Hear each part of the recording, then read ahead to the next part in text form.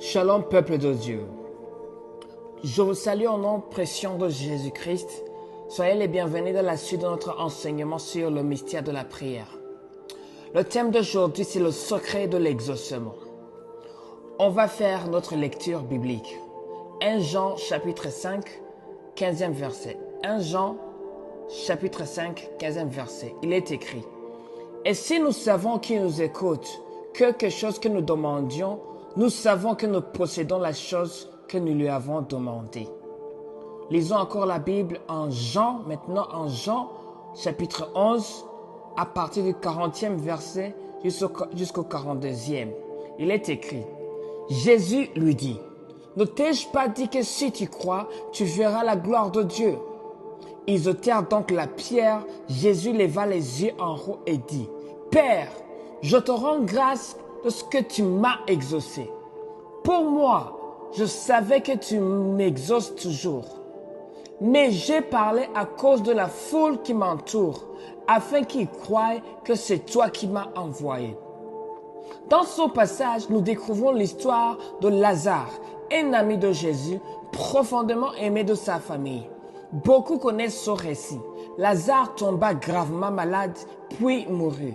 Marie et Marthe, ses deux sœurs, furent bouleversées par cette perte. Lorsque Jésus arriva à Béthanie, Lazare reposait déjà dans le tombeau depuis 4 jours. Selon certaines croyances juives de l'époque, au-delà du 3e jour, tout espoir de retour à la vie était considéré comme perdu. Mais Jésus ne venait pas seulement avec la puissance de la résurrection. Il est lui-même la résurrection et la vie. Il est Emmanuel, Dieu manifesté en chair, Dieu parmi les hommes. Il est la vie présente et la vie éternelle. Je ne m'attarderai pas sur tous les détails de cette histoire parce que vous la connaissez et vous allez aussi lire cette histoire dans la Bible. Je voudrais attirer votre attention sur la prière de Jésus et sur la manière dont il s'adresse à son Père. C'est là que se révèle une vérité profonde. La profondeur de la relation entre Jésus et son Père. Arrivé devant le tombeau, Jésus leva les yeux au ciel et dit: Père, je te rends grâce de ce que tu m'as exaucé. Certaines traductions rendent cette parole ainsi: Père, je te remercie de ce que tu m'écoutes. Puis il ajoute: Je savais que tu m'exauces toujours, mais j'ai parlé à cause de cette foule qui m'entoure afin qu'ils croient que c'est toi qui m'as envoyé. Remarquons-le bien.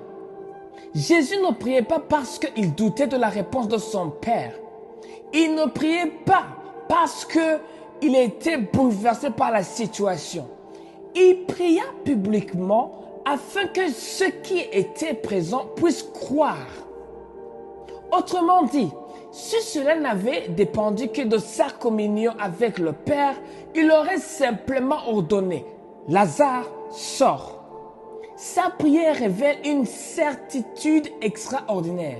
Jésus savait que son Père l'écoutait toujours. Le secret de l'exaucement est celui-ci: savoir que Dieu nous écoute. Je répète, le secret de l'exaucement de la prière, c'est savoir que Dieu t'écoute. Ce n'est pas seulement le fait de présenter une demande qui apporte la paix, mais la certitude que notre Père entend notre voix lorsque nous prions. C'est exactement ce que nous enseigne 1 Jean chapitre 5, le 15e verset. Si nous savons qu'il nous écoute, si je sais qu'il m'écoute, quelque chose que nous demandions, nous savons que nous possédons la chose que nous lui avons demandée. Remarquez que l'apôtre Jean ne dit pas: si nous espérons qu'il nous écoute, si nous pensons qu'il nous écoute. Il dit: si nous savons qu'il nous écoute. La foi qui conduit à l'exaucement naît donc de cette certitude que Dieu prête attention à notre voix. Lorsque cette assurance habite dans notre cœur, nous ne prions plus dans le doute, mais dans la confiance. Nous savons que notre Père a entendu notre requête et nous attendons son intervention, selon sa parfaite volonté et au moment qu'il a fixé. Mais nous savons que nous possédons déjà ce que nous avons demandé. Le secret de l'exaucement ne réside ni dans la longueur de la prière, ni dans le volume de la voix, ni dans la répétition des paroles. Le secret de l'exaucement réside dans une relation vivante avec Dieu. Une relation qui produit en nous la certitude qu'il nous écoute toujours. Pour mieux comprendre cette vérité, imaginez que vous parliez à une personne physiquement présente, mais totalement distraite, au point de ne prêter aucune attention à ce que vous dites. Très vite, vous avez l'impression de parler dans le vide. La Bible nous enseigne tout le contraire.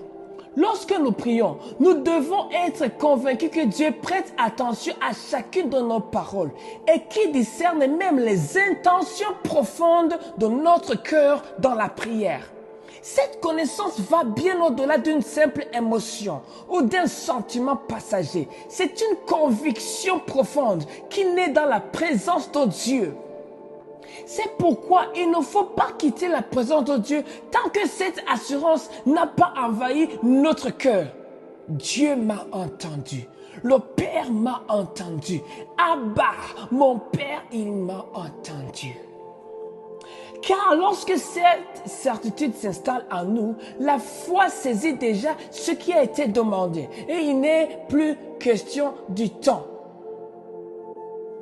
Il m'attriste profondément d'entendre certains chrétiens dire qu'ils ont l'impression, lorsqu'ils prient, de parler dans le vide, que leurs paroles se heurtent à un mur.